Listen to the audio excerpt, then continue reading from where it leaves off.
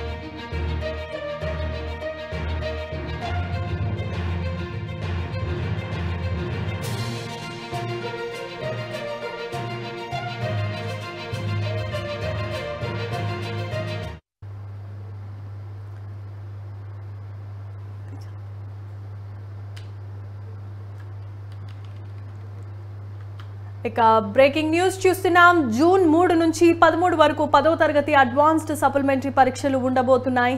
Advanced సప్లిమెంటరీకి నమోదు చేసుకున్న విద్యార్థుల సంఖ్య 51,237 మంది విద్యార్థులు అప్లై చేసుకున్నారు. అడ్వాన్స్డ్ సప్లిమెంటరీ పరీక్షలకు అన్ని ఏర్పాట్లను పూర్తి చేశారు విద్యాశాఖ అధికారులు.